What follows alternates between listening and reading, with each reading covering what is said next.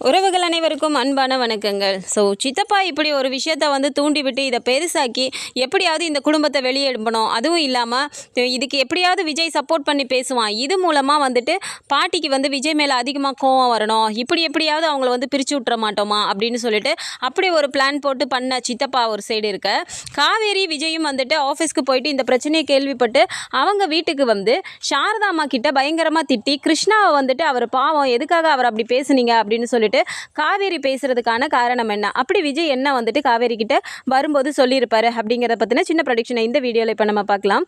வீட்டில் நர்மதா விளையாடிட்டு இருந்தப்போ இது எல்லாமே நம்ம பார்த்த ஒரு விஷயம் தான். அவர் அப்படி எதுவும் தப்பான எண்ணத்தோடு அப்படி எதுவுமே பண்ணலை. இது சித்தப்பா தான் முழுக்க முழுக்க அவரோட ஒரு வேலை தான் இங்கே நடந்திருக்கு. சாரதாம்மா ஒரு சைடு இருந்துட்டு நம்ம போய் அடுத்த வீட்டில் இருக்கோமே அந்த வீட்டில் ஏற்கனவே பிரச்சனை இருக்குது அப்படின்னு சொல்லிட்டு அவங்க ஒரு மாதிரி பேசுகிறாங்க. அந்த இடத்துல இப்படி ஒரு இது நம்ம நடந்துக்கலாமா அப்படிங்கிற ஒரு யோசனை கூட இல்லாமல் பொண்ணு மேலே இப்படி ஒரு தேவையில்லாத ஒரு பழி வந்துருச்சு அப்படிங்கிறதுனால அந்த கோவத்தில் போய் அவங்க அப்படி நடந்துக்கிறாங்க. இந்த விஷயத்தை எப்படி பெருசுப்படுத்தலாம் அப்படின்னு சொல்லிட்டு சித்தப்பா இப்படி ஒரு பிரச்சனையை ஆரம்பிக்கிறாரு. சாரதாம்மா கிட்ட என்னம்மா நீங்கள் நினச்சிட்டு இருக்கீங்க, ஒரு பொண்ணுங்களை நீங்கள் பெற்றுட்டிங்கன்னா மட்டும் பத்தாது, அந்த குழந்தைய ஒழுங்காக வளர்க்கவும் தெரியணும் அப்படின்னு சொல்கிறாரு. என்னங்கய்யா என்ன நடந்துச்சு, எதுக்காக இப்படி பேசிகிட்டு இருக்கீங்க அப்படின்னு சொல்லும்போது, என்னம்மா பிள்ளைய பெற்றா ஒழுங்காக பார்த்துக்கணும்னு உங்களுக்கு தெரியாதா, வெளியில் அந்த பொண்ணு விளையாடிட்டு இருக்க, இதோ இந்த பையன் இருக்கானே அந்த தடிமாடு புதுசாக வந்திருக்கானே அந்த பையன் தப்பாக நடக்க முயற்சி பண்ணுறாமா அப்படின்னு சொல்லும்போது இவங்களுக்கு முதல்ல சந்தேகம் தான் வருது, இப்படி நடந்திருக்குமா அப்படின்னு சொல்லிட்டு. கங்கா என்ன சொல்கிறாங்க, அம்மா அப்படியெல்லாம் இருக்கிறதுக்கு வாய்ப்பு இல்லைம்மா, இவர் ஏதாவது சொல்கிறாரோ என்னவோ அப்படின்னு சொல்கிறாங்க. இருடி அப்படின்னு சொல்லிட்டு, நர்மதா இங்கே வாடி, வெளியில் என்ன நடந்துச்சு அப்படின்னு கேட்குறாங்க. உடனே திரும்ப கங்கா இருந்துட்டு, என்னம்மா இவ்வளோ பேத்துக்கு முன்னாடி சின்ன பிள்ளைகிட்ட இப்படி தான் நீ பேசுவியா அப்படின்னு கேட்குறாங்க. இருடி நடந்த விஷயம் என்னன்னு அவளுக்கும் தெரிய வேணாமா அப்படின்னு கேட்குறாங்க. உடனே சித்தி இருந்துட்டு என்ன சொல்கிறாங்க, அவள் ஒன்றும் சின்ன குழந்தையெல்லாம் இல்லை, அவளுக்கும் எல்லாம் தெரியும், வயசுக்கு வந்துட்டால அவளுக்கு சில விஷயங்கள்லாம் புரியதானே செய்யும், அப்படின்னா அவளே சொல்லியிருப்பாள்ல அப்படிங்கிறாங்க. நீங்கள் என்ன நானே தப்பாக சொல்கிற மாதிரி என்னோ இல்லாததை நான் சொல்கிற மாதிரில பேசுகிறீங்க, இதோ நான் மட்டும் சொல்லலாமா சாரதாம்மா, உங்கள் மருமகன் விஜய் அவர் தான் கண்ணா பின்னான்னு திட்டி விட்டுட்டு கிளம்பி போயிருக்காரு அப்படிங்கிற மாதிரி அன்பரசு ஒரு சைடு சொல்லிடுறாரு. இதை கேட்டதும் சாரதாம்மாவுக்கு ரொம்பவுமே கோவம் வந்துடுது. திரும்ப திரும்ப நர்மதா கிட்ட கேட்கும்போது எங்கே அவள் உண்மையை சொல்லிடுவாளோன்னு சொல்லிட்டு இந்த இடத்துல சித்தப்பா அவருக்கு என்ன பாயிண்ட் வேணுமோ அதை மட்டும் கேட்குறாரு. அதாவது இங்கே பாருமா நர்மதா, நீ வெளியே விளையாடிக்கிட்டு இருந்தியா அந்த பையன் கூட அப்படின்னு சொல்லும்போது, ஆமாம் விளையாடிக்கிட்டு இருந்தேன் அப்படிங்கிறாங்க. சரி நீ விளையாடிட்டு இருக்கும்போது உங்கள் விஜய் மாமா இப்படிலாம் விளையாடக்கூடாதுன்னு சொல்லி உன்னை கூப்பிட்டு அந்த பையனை திட்டிட்டு வந்தாரா இல்லையா அப்படின்னு சொல்லும்போது அதுக்கும் நர்மதா ஆமான்னு சொல்லிடுறாங்க.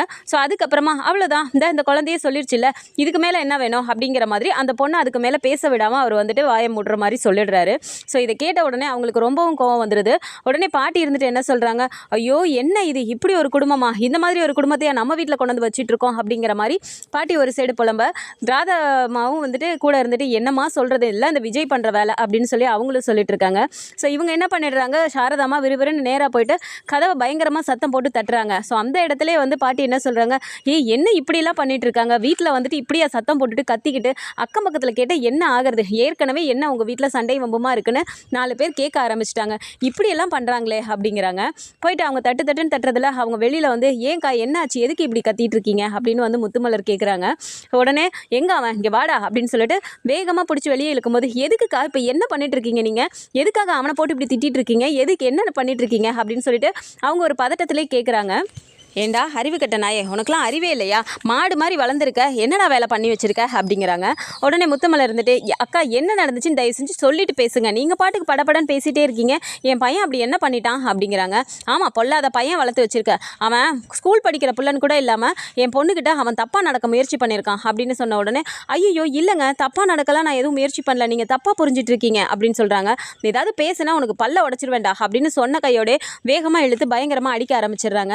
எப்படியோ தடுத்தும் அவங்க கேட்காம திரும்ப திரும்ப கிருஷ்ணாவை அடிச்சுட்டே இருக்கும்போது முத்துமலருக்கு கோவம் வந்தது. இங்கே பாருங்கக்கா, நானே என் பையனை அடிச்சதில்லை, என்ன தோளுக்கு மேலே வளர்ந்த பையனை நீங்கள் கை நீட்டி அடிச்சிட்டு இருக்கீங்க அப்படின்னு சொல்லும்போது, பெரிய பிள்ளைய நல்ல பிள்ளைய பெற்று வளர்த்துட்ட மாதிரிலாம் பேசிகிட்டு இருக்க, என்னடி வயசாகுது அவளுக்கு, சின்ன குழந்தை, அவகிட்ட போய் இவன் தப்பாக நடக்க முயற்சி பண்ணியிருக்கான் அப்படின்லாம் சொல்லிட்டு பேசிட்டு 2 பேருக்கும் வாக்குவாதம் ஆகி பயங்கர சண்டை வந்துடுது.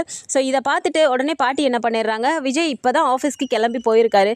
இவ்வளோ நாள் கழிச்சு அவங்க 2 பேரும் இன்றைக்கி தான் கிளம்பி போயிருக்க டைமில் ஆஃபீஸில் அங்கே உட்காந்து அப்போ தான் தான் வந்துட்டு மீட்டிங்கே அரேஞ்ச் பண்ணியிருக்காரு. ஸோ ஆஃபீஸில் மீட்டிங் அரேஞ்ச் பண்ணி எல்லா ஸ்டாஃப்ஸும் உட்காந்துட்டு இருக்கும்போது இப்போ தான் பேசலான்னு ஆரம்பிக்கும் போது கரெக்டாக பாட்டியோட கால் வருது. உடனே காவேரி இருந்துட்டு ஏங்க பாட்டி தான் கால் பண்ணுறாங்க அப்படின்னு சொல்லும்போது சரின்னு சொல்லிட்டு என்ன இப்போ தான் கிளம்பி வந்தோம், இப்போ தான் திரும்பவும் கூப்பிட்றாங்களே அப்படின்னு சொல்லிட்டு சொல்லுங்கள் பாட்டி அப்படின்னு சொல்கிறாங்க.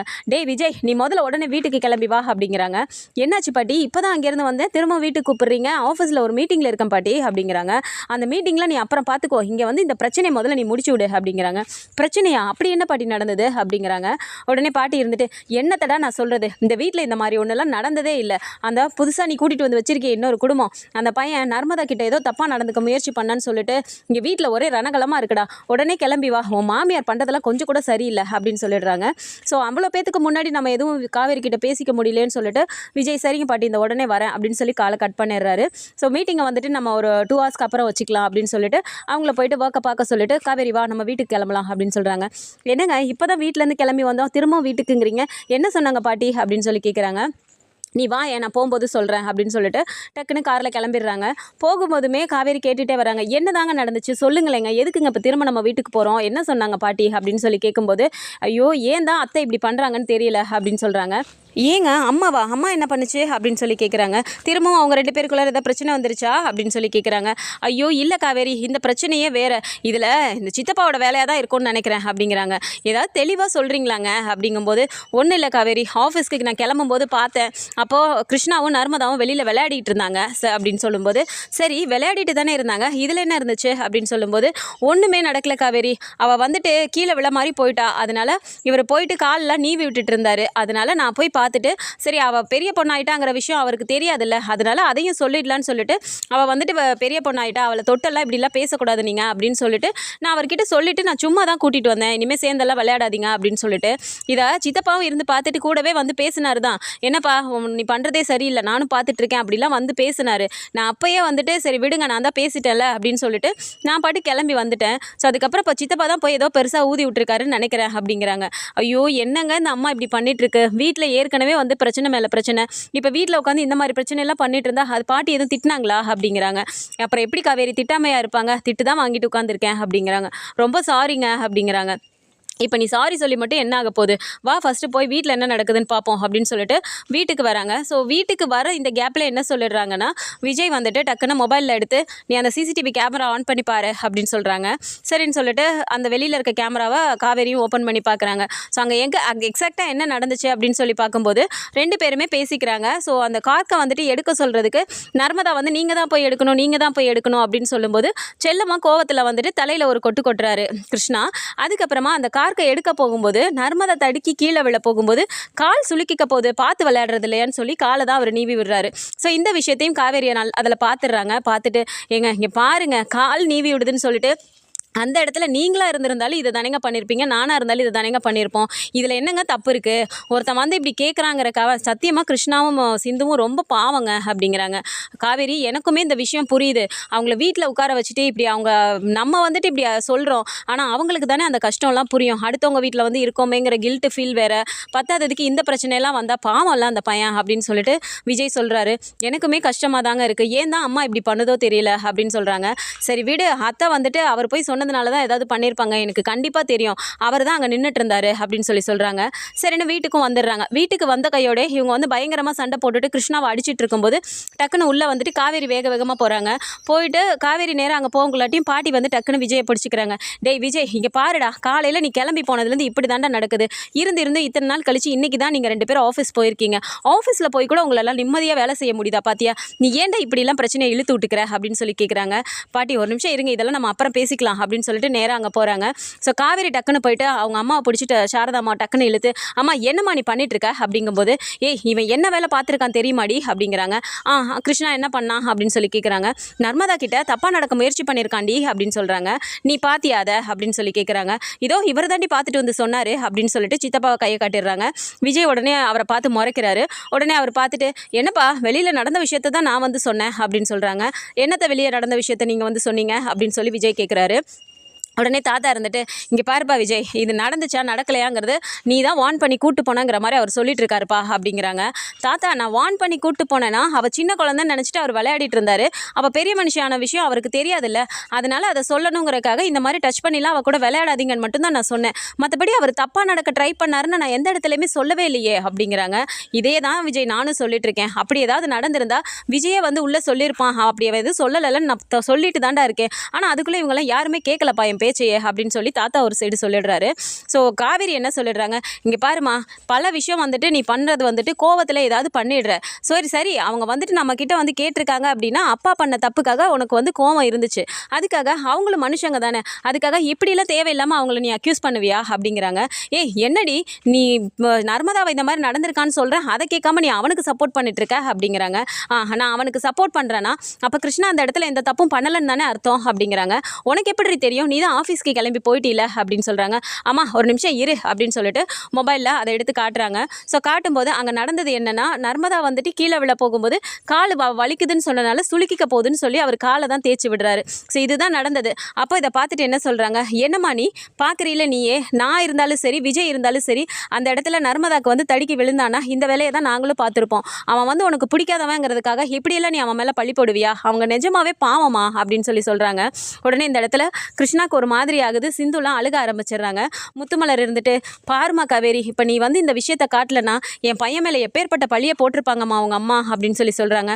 நீங்கள் ஒரு நிமிஷம் அமைதியாக இருங்க, அதான் நான் நடந்த விஷயத்த சொல்லிட்டேன்ல, அவங்க அதை பற்றி எதுவுமே தெரியாமல் அப்படி பண்ணிட்டாங்க அப்படிங்கிறாங்க. சரிம்மா, தெரியாமல் பண்ணிருக்கிறான்னு கோவத்தில் பண்ணலாம், அதுக்காக தோளுக்கு உயர்ந்த பையனை போயிட்டு இப்படி அடிக்கலாமாம்மா அப்படிங்கிறாங்க. உடனே சாரதா அம்மாவிட்ட வந்துட்டு கங்காவும் திட்டுறாங்க. அம்மா நான் தான் பொறுமையாக இருன்னு சொன்னல, அதுக்குள்ளே ஏமா அவசரப்பட்டு இப்படிலாம் பண்ணுற அப்படின்னு சொல்லி கேட்குறாங்க. ஸோ விஜய் டக்குன்னு என்ன பண்ணிடுறாரு, சித்தப்பாவை பார்த்துட்டு, இங்கே பாருங்கள் சித்தப்பா, நீங்கள் பண்ணுறது ரொம்பவும் சரியில்லை. வெளியில் இப்படி ஒரு விஷயம் நடந்துச்சா, எதுக்கு இல்லாததெல்லாம் வந்து சொல்லி விட்டுட்ருக்கீங்க, அவங்களே என்ன ஒரு சூழ்நிலையில் இருக்காங்க, இப்போ பத்தாததுக்கு இப்படிலாம் ஒரு பிரச்சனை வேறு நீங்கள் ஊதி விடுவீங்களா அப்படிங்கிறாங்க. நான் ஒன்றும் இல்லாதது சொல்லலையே, பார்த்தது தான் நான் சொன்னேன் அப்படிங்கிறாரு. என்னத்தை நீங்கள் பார்த்தீங்க, அங்கே நடந்த விஷயம் என்ன, நான் தான் மேலே இருந்து பார்த்துட்டு வந்துட்டு நான் இதுக்காக தான் சொன்னேன். கூடவே வந்து நீங்கள் அப்போவே வந்துட்டு இவன் பண்ணுறதெல்லாம் தப்பாக இருக்கா, அவன் தப்பாக நடந்துக்கிறான், நீங்கள் என்கிட்ட சொல்லும் போதே நான் உங்களை வார்ன் பண்ணனா இல்லையா, நான் பேசிகிட்டு இருக்கேன்ல, நான் பார்த்துக்கிறேன்னு சொல்லிட்டு தானே நான் போனேன். ஆஃபீஸ் போகிற டென்ஷனில் சரி கிளம்பணுமே, டைம் ஆகிடுச்சின்னு சொல்லி நான் கிளம்பி போயிட்டேன். இல்லைனா உள்ளே வந்து நான் சொல்லிட்டே போயிருப்பேன். தயவு செஞ்சு இதை பிரச்சனையை விட்டுருங்க, நீங்கள் அவர் மேலே என்ன இது பண்ணாலும் அவர் மேலே கை வச்சது நீங்கள் தப்பு அத்தை அப்படின்னு சொல்லிடுறாரு. உடனே சாரதாமா இருந்துட்டு, அப்போது அப்படி நடக்கலையா தம்பி அப்படிங்கிறாங்க. இதுக்கு மேலே என்ன அத்தை உங்களுக்கு ப்ரூஃப் காட்டணும், அதான் வெளியில் சிசிடிவி கேமராவில் என்ன நடந்துச்சுங்கிறத காவேரி தெளிவாக உங்ககிட்ட காட்டிட்டாலே, இப்படி பாட்டி எங்களுக்கு ஃபோன் பண்ண உடனே இப்படியாவது சொன்னாலாவது நீங்கள் நம்புவீங்களான்னு சொல்லிட்டு தான் இதெல்லாம் நாங்கள் எடுத்துகிட்டு வந்து சொல்லிட்டு இருக்கோம். இப்படியெல்லாம் சொன்னால் தான் நீங்கள் நம்புவீங்களா, ஒருத்தர் வந்து நம்ம கிட்ட வந்துட்டு அவரோட கஷ்டத்துக்காக வந்து கேட்டுட்ருக்காரு, அவர் ஒன்றும் யாரோ எவரோ இல்லையாத்த, அவரும் உங்களுக்கு பையன் மரம் தானே வருது, மாமா ஏதோ ஒரு தப்பு பண்ணிட்டாரு, அதுக்காக அவர் மேலே இருக்க கோவத்தை இவங்களை வந்துட்டு இப்படி காட்டிட்டு இருந்தீங்கன்னா என்ன அர்த்தம், நீங்கள் எப்படி மாமாவால் பாதிக்கப்பட்டிருக்கீங்களோ அதே மாதிரி தானே அவங்களும் பாதிக்கப்பட்டிருக்காங்க, தப்பு பண்ணது ஓகே தான், அதுக்காக இப்படியெல்லாம் வந்து ஒருத்தர் மேலே வந்துட்டு இப்படியெல்லாம் பழி போடக்கூடாது அத்தை, இது ரொம்ப ரொம்ப தப்பு, இந்த விஷயத்தில் வந்துட்டு நீங்கள் ரொம்ப என்னை கஷ்டப்படுத்திட்டீங்க அப்படின்னு சொல்லிட்டு சாரதாம்மா மேலே சொல்லிடுறாரு. ஸோ சாரதாம்மாக்கு இந்த இடத்துல என்ன பண்ணுறதுனே தெரியல. டக்குன்னு போயிட்டு தப்பு தான் தம்பி, என்னை மன்னிச்சிருங்க அப்படின்னு சொல்லிட்டு விஜய் கிட்ட சொல்கிறாங்க. உடனே காவேரி இருந்துட்டு, அம்மா நீ என்ன பண்ணிகிட்ருக்க, விஜய் கிட்டே எதுக்கு இப்போ நீ மன்னிப்பு கேட்டுட்ருக்க, விஜயவா நீ அடிச்ச அப்படின்னும் போது, என்னடி பேசுகிற, விஜய் தம்பியை நான் எதுக்கடி அடிக்க போகிறேன் அப்படிங்கிறாங்க. விஜய் தம்பினா உனக்கு அப்போ அவ்வளோ ஒரு மரியாதை, இவங்க வந்து உங்ககிட்ட பணம் கேட்டாங்க அப்படிங்கிறனால அவங்கள வந்துட்டு நீ அப்படி நடத்துவா அப்படி தானே அப்படிங்கிறாங்க. காவேரி நீ என்னடி இப்படியெல்லாம் பேசிகிட்டு இருக்க அப்படிங்கிறாங்க. நீ மன்னிப்பு கேட்க வேண்டியது விஜய் கிட்ட இல்லைம்மா, கிருஷ்ணா கிட்ட கேளு அப்படிங்கிறாங்க. அவங்க அப்படியே தயங்கி நிற்கிறாங்க. நீ கேட்க போறியா இல்லையாம்மா, நீ பண்ணது தப்பு தான், கிருஷ்ணா கிட்ட மன்னிப்பு கேளு அப்படிங்கிறாங்க. உடனே நர்மதா அப்படியே நின்றுட்டே இருக்கும்போது டக்குன்னு நர்மதா இங்கே வாடி அப்படிங்கிறாங்க. ஸோ நர்மதா அழுதுகிட்டே நின்றுட்டு இருக்கும்போது வந்து அப்படியே நிற்கிறாங்க. உடனே கிருஷ்ணாவை பார்த்துட்டே இருக்கும்போது உடனே நர்மதாவே சொல்கிறாங்க, அக்கா நான் சொல்ல வந்தேன்க்கா, ஆனால் அம்மா அடிக்குமோன்னு பயந்துட்டு தான் நான் சொல்லலை அப்படிங்கிறாங்க. உடனே கங்கா கூப்பிட்டு, என்ன தாண்டி நடந்துச்சு அப்படிங்கிறாங்க. உடனே இல்லை அண்ணா சும்மா தான் நின்றுட்டு இருந்தாங்க, நான் தான் போய் விளையாட கூப்பிட்டேன், விளையாடிட்டு தான் இருந்தோம், அப்போ விளையாடும் போது எனக்கு கால் சுலுக்கிக்கிச்சுன்னு சொல்லிட்டு அண்ணா காலை தான் நீவி விட்டாங்க, அந்த மாதிரிலாம் எதுவுமே நடக்கலை, அப்படி ஏதாவது இருந்தால் நானே சொல்லியிருப்பேன்ல, எங்களுக்கு ஸ்கூல்ல எல்லாம் கூட சொல்லி கொடுத்துருக்காங்க குட் டச் எது பேட் டச் எதுன்னு சொல்லிட்டு, அது கூடவா எனக்கு தெரியாது அப்படின்னா நான் வந்து சொல்லியிருக்க மாட்டேனா, அவரும் என்னோட அண்ணன் தானே, எனக்கு அக்காங்க மட்டும்தானே இருக்காங்க, அண்ணன் இல்லவே இல்லை, அதனால இந்த அண்ணாவை எனக்கு ரொம்ப பிடிச்சிருக்கு, இந்த அண்ணாவை ஏமா நீ அடிச்ச அப்படின்னு சொல்லிட்டு உடனே நர்மதா பக்கத்தில் போயிட்டு கிருஷ்ணா கிட்ட, அண்ணா சாரி அண்ணா, அம்மா தெரியாமல் அப்படி பண்ணிட்டாங்க, ரொம்ப சாரி அண்ணா அப்படின்னு சொல்லும்போது கிருஷ்ணாக்கு இந்த இடத்துல ரொம்ப ஒரு மாதிரி ஆயிடுது. டக்குன்னு நர்மதா இப்படி கட்டி பிடிச்சிட்டு அவரும் அழுக ஆரம்பிச்சிடுறாரு. இதை பார்க்கும்போது எல்லாருக்குமே ஒரு மாதிரி ஆயிடுது. ஸோ டக்குன்னு விஜய் என்ன சொல்லிடுறாரு, பாருங்க அத்தை, இதுதான் குழந்தையோட மனசு. குழந்தைக்கு தெரியும் எது நல்லது எது கெட்டதுன்னு. இப்போல்லாம் ரொம்ப அட்வான்ஸாக வந்துட்டு ஸ்கூல்லேயே எல்லாமே சொல்லிக் கொடுக்க ஆரம்பிச்சிட்டாங்க. பொம்பளை பிள்ளைங்கள எப்படி வளர்க்கணும், அவங்களுக்கே தெரிஞ்சுக்கணுங்கிறக்காக குட் டச் பேட் டச்லாம் சொல்லி கொடுத்து தான் வளர்க்குறாங்க.